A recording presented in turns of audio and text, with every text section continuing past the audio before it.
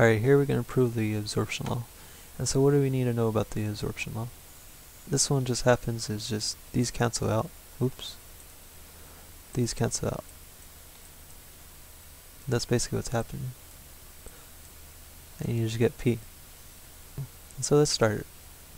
So what's the first thing we need to do? We need to state our P's and our Q's. And so it's pretty simple, pretty straightforward, P and Q.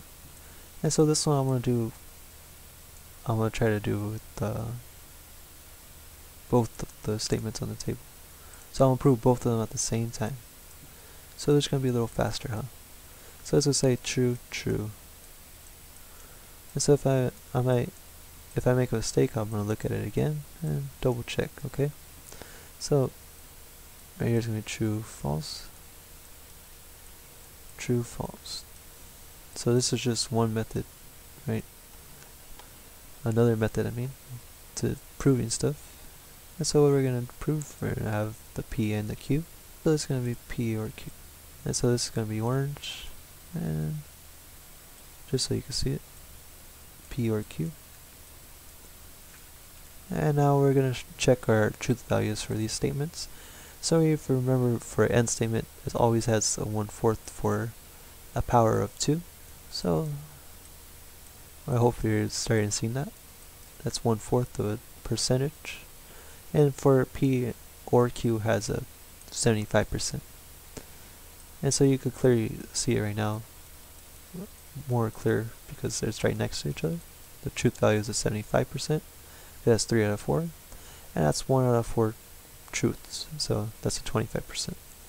And so now we're going to put the finishing touches on this out over here. We have to write out our finished sentence. So that's going to be P or P and Q. And this is going to be P and P or Q. And so what are we going to do now? Well, we got to look at the P or P and Q. And so let's look at that. We got a P and or P and Q. And so one or the other has to be true for this statement to be true. And so let's take a look. And I'll write it in blue for you. Or yellow would be probably better. So this is true. This is true.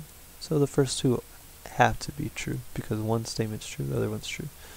And then when we go down, these are both false.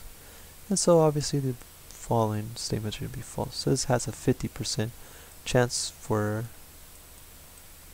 having an optimum truth value. And so right here we have a P and Q. And so I'm going to write this in this color.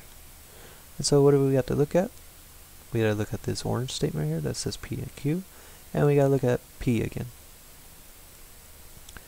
And so two statements have to be true in order for this to be true, right? So P and P or Q have to be true, which you can see right there, that's true. And this is true, and this is true. And this is true. The bottom one's false, so obviously it has to be false. True, and this is false, right? So right here, this is false, this is true. And so that just means this is false.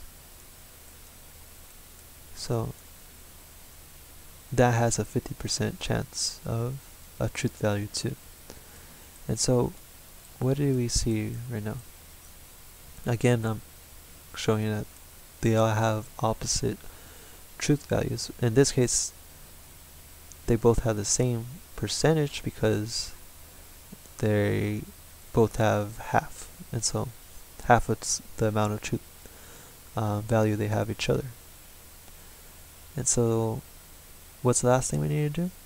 If you remember, we had to put the conclusion. This, right? These have the same truth values. True, true, false, false. True, true, false, false. See where this one's coming from? So that statement's going to the P, right? And so now what we have to do is conclude it. We say, thus, we prove this statement. And so I'm not going to write it all out because I don't want to take more time than I have to. So thus, this. That's your answer.